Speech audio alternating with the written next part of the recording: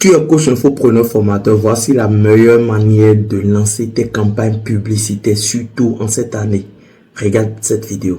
Qu'est-ce que je peux vous proposer à faire en termes de structure de campagne? Je parle vraiment structure de campagne. Ce que vous testez dedans, ce sera autre chose. On lance une campagne, toujours acquisition, toujours de la conversion. On va mettre une seule audience. Vous avez bien compris l'idée.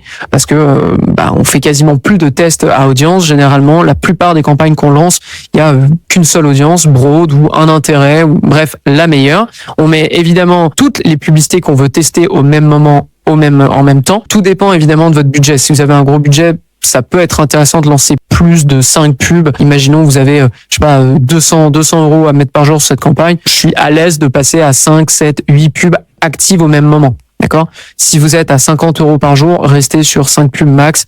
Tout dépend encore une fois de votre CPA, mais c'est, je dirais, de la bonne logique. Donc là, imaginons, je vais pas mettre 30 euros par jour, mais je vais mettre 100 euros par jour. J'aurais pu évidemment aussi mettre 120, mais on aime bien ce genre de chiffre un peu symbolique. Donc 100 euros par jour. Et en fait, je vais laisser Meta gérer. Je ne suis plus dans une optique à vouloir savoir explicitement si cette publicité, la 1, la 2, la 3, la 4, elle fonctionne.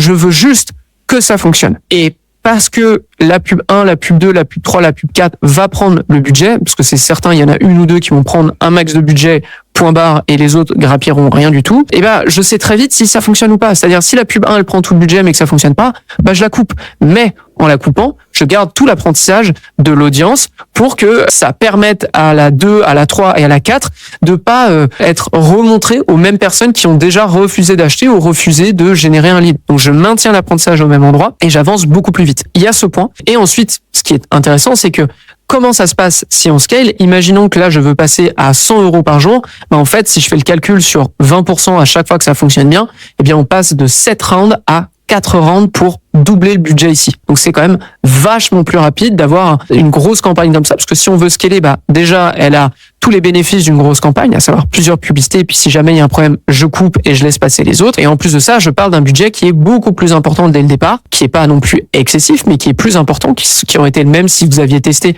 plusieurs publicités avec un budget à chaque niveau. Et au moins, comme ça, vous centralisez tout et vous avez de l'apprentissage, vous avez du momentum et vous avez une capacité de scale qui est plus intéressante. Quand je dis scale, évidemment, je parle d'augmenter le budget. Donc ça, c'est le type de structure que je veux voir sur vos comptes publicitaires, de manière générale. Que tu as envie de mettre tout ça là en place, n'hésite surtout pas à écrire go en commentaire ou carrément à cliquer sur le lien en bio afin qu'on puisse t'aider.